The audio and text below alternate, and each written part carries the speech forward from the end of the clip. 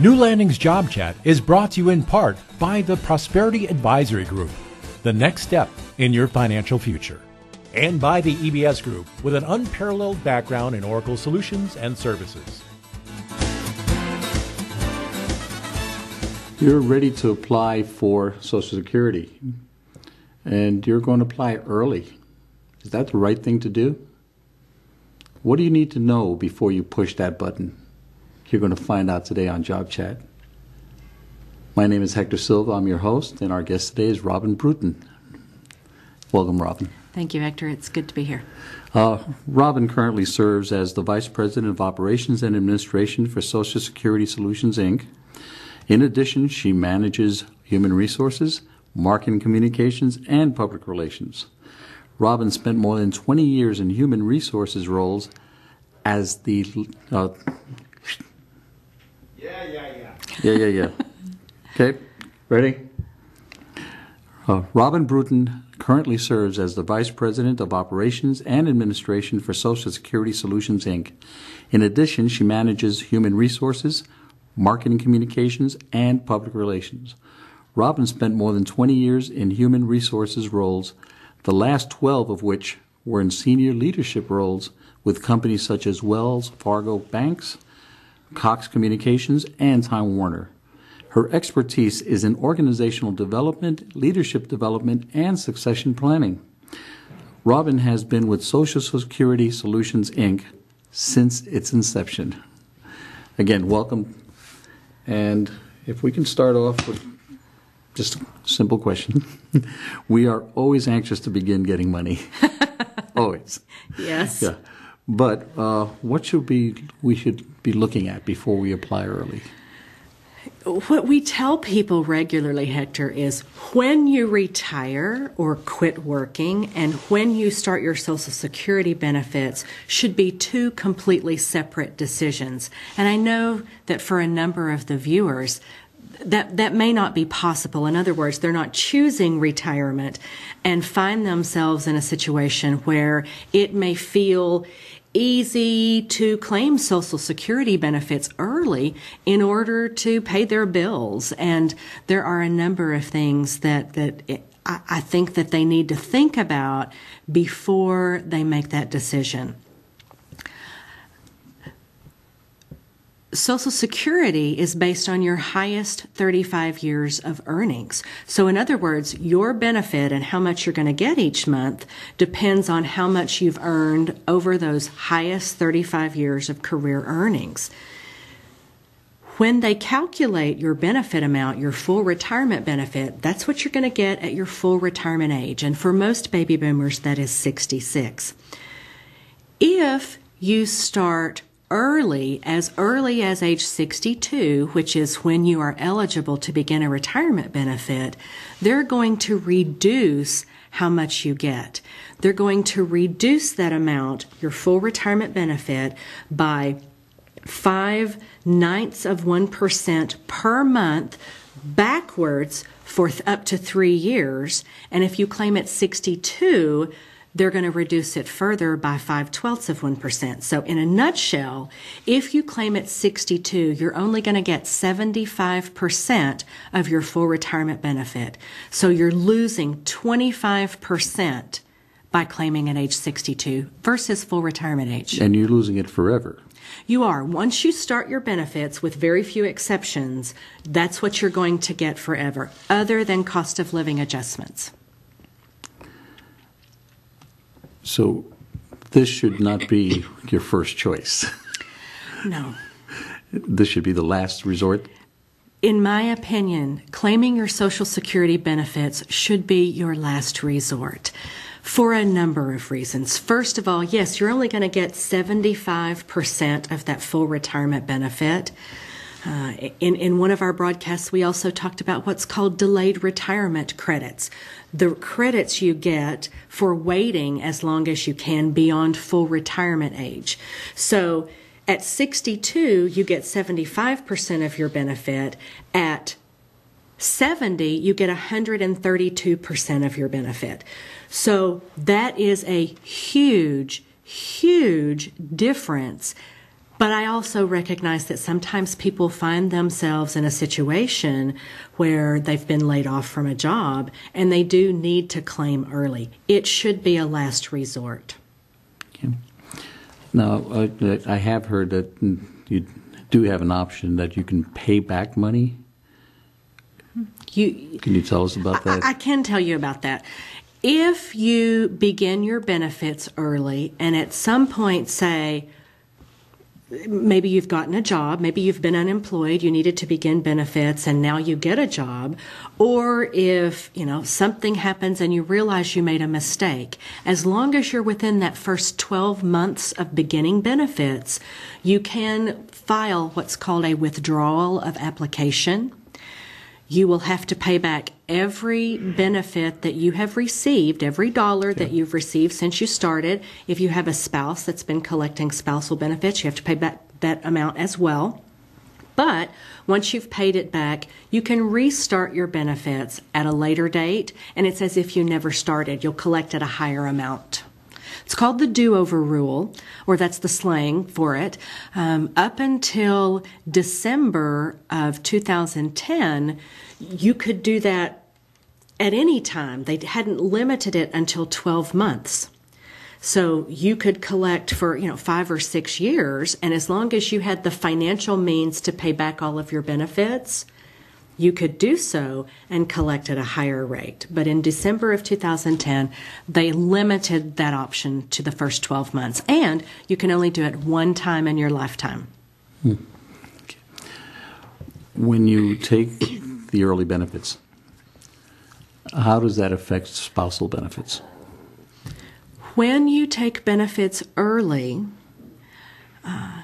it doesn't necessarily...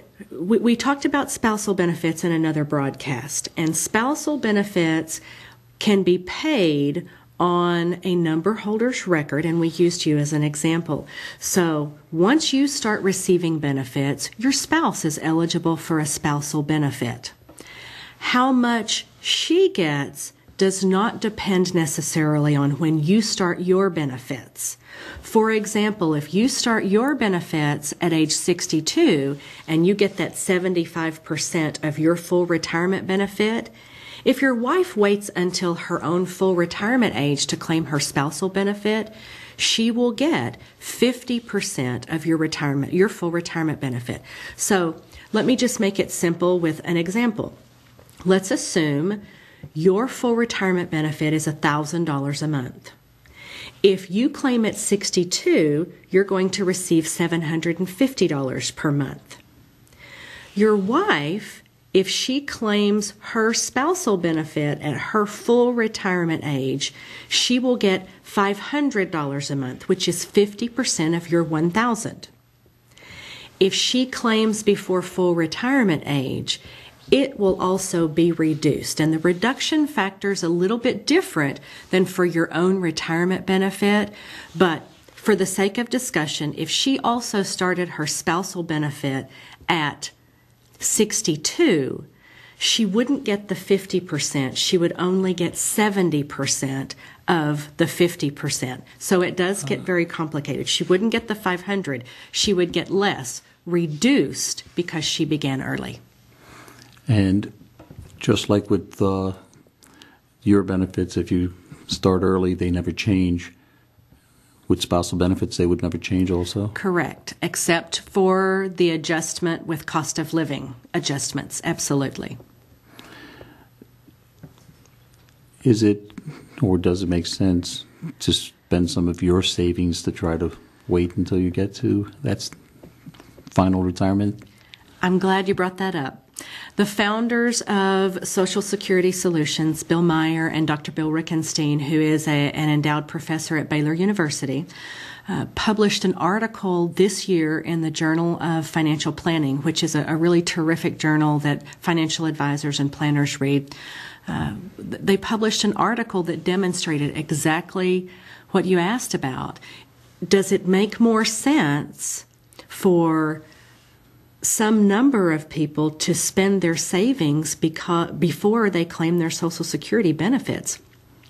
In a nutshell, the answer is yes, particularly if you have less than, I think it's about $700,000 in savings, then claiming early is detrimental to your long-term portfolio. In other words, it's beneficial for you to spend down some of those 401k benefits, the savings that you have in an IRA, in a mutual fund, and collect those later delayed retirement credits on your Social Security benefits. Remember, if you delay until 70, you're getting 132% of that full retirement benefit. That's 8% per year over those last 4 years. And right now, in this market, there are not a lot of investments that are paying that. So at least in this low interest market we're in, for some number of Americans, yes, it makes more sense to spend some of that money and wait on your Social Security, but that's really hard for people to grasp. Using your savings is one other strategy you can use. Mm-hmm. Are there other strategies that we can tell people about that they could use? Specifically, for claiming early, if you feel like you must claim early, there aren't a lot of strategies you can use other than to investigate spousal opportunities, to investigate, to even think through it from the perspective of how many months can I wait? Because remember, there is a monthly reduction. So every month that you can wait to claim benefits means you get a higher amount when you do claim. So for those viewers who are in that situation of being unemployed and are really struggling with, needing money and see this as an easy benefit to get, easy money, I would encourage them to do every possible thing they could to delay it, even just one more month, whether that is working in a part-time job, finding a job that is not their desired career, but whatever they can do to just keep postponing that is better for them. What would you think about going out and buying an annuity that gets you through those years until you get to the full retirement? That is certainly an option for certain individuals. If you have cash on hand or something that can be converted to cash or to an annuity, that is an option. And there are a number of products that are out there. Again, I caution people to certainly seek out a trusted financial professional, because annuities typically carry a large commission payment, and so you give up a lot of cash for the security. But for those who have the reserves, that may be an option for them. Okay. If somebody's listening to this broadcast and they said, I think I've made a mistake, do they have options there? There are a couple of options. If someone has already started benefits, you can do a couple of things. If you're within that 12-month window, and again, you have the money and can pay back those benefits you've collected, we certainly would recommend that. Again, you just fill out a withdrawal of application. Social Security Administration will ask you to pay back those benefits, and you can apply later. You can contact the Social Security Administration and ask them to stop your benefits. You will stop receiving those benefits. You won't owe the taxes on those, of course, if they stop, but you also aren't earning those delayed retirement credits that come later. But if you started early, before your full retirement age, and you have now reached full retirement age and are looking back and saying, whoa, I made a mistake, at full retirement age, you can voluntarily suspend your benefits. What that means is you give them up, you stop them, you suspend them at full retirement age, and you will earn those delayed retirement credits of 0.2% per month that we talked about on another broadcast. So you can suspend them and collect an additional amount at any time after that. You get the credit for every month you don't claim a benefit. An additional perk for this is should something happen in your life. Let's say you've suspended at full retirement age, and when you're 69, you get a terrible word that you're diagnosed with a terminal illness. You are entitled to all of those benefits that have been held in suspension. And if you need a large lump sum for something, you can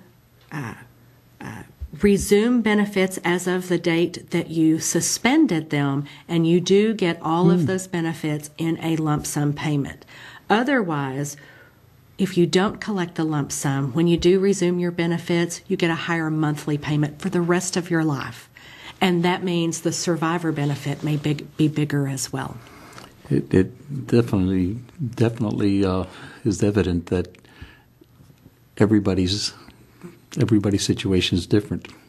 It is. So whatever strategies you're going to use are going to be different. Yes. Yeah. When you call Social Security, you normally don't get these strategies told to you. No. Why would that be? Social Security agents are prohibited from sharing anything other than the rules with you. They are bound by policy to not provide advice, and strategies, as we call them, involve providing advice. So they can answer your questions about the rules, and candidly, they don't always get those right. We regularly have clients who call us and say, "You told me I could file and suspend," and that's a very common strategy anymore, but the Social Security agent had no idea what I was talking about. How can this be? It's not uncommon to run into a Social Security agent who is not familiar with those strategies. So not only are they bound by policy to not give advice, rarely would they know the answer anyway. For those people out there that are unemployed, it would seem that just going out and taking that Social Security as soon as they could would be something that helps them pay the bills. Yeah. But what I'm hearing you say is that you need to look at any other options before you do that. Absolutely. You need to look at every other possible option before you start early. Think about Social Security as a bond, a Treasury inflation-protected security. In other words, it's guaranteed by the government, and it's protected against inflation. You get a cost of living adjustment in years when the consumer price index is up. Whatever you begin collecting is what you're going to collect for the remainder of your life.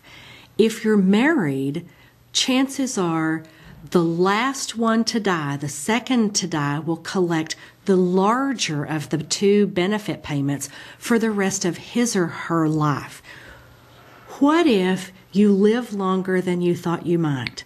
What if health care costs late in life are exorbitant and you run out of savings? Your Social Security is guaranteed to be there, and getting the most you can is important, not now, maybe, but later in your life when your other resources may be running very low. So think about it in those terms and make it the last resort to file early. What about if you're disabled? Would there be a gain to be able to go and get disability benefits as opposed to the regular benefits, or is there a big difference? If you collect disability benefits prior to full retirement age, excuse me. Sure. Start the answer over again. If you collect disability benefits prior to your full retirement age, when you reach full retirement age, whatever you were getting in a disability benefit simply converts and is paid as a retirement benefit.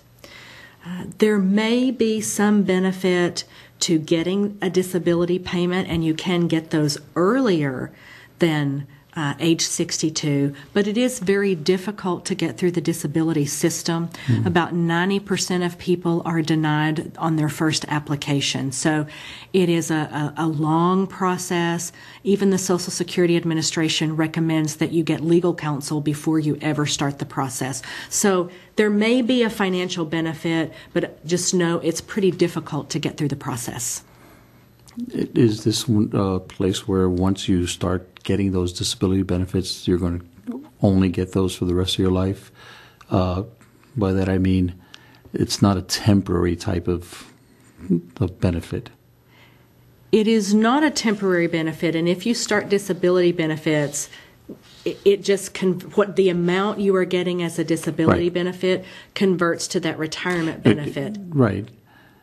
But if you're just going through an illness, you're not going to go out and get the disability for that. No. It does have to be a long-term illness that is going to keep you unable to work. I believe it's for at least 12 months, and or will result in death. The rules are very strict around it. So no, it's not just an illness. Mm-hmm. How many times do the rules change with Social Security? Is it often, or? The rules really don't change much.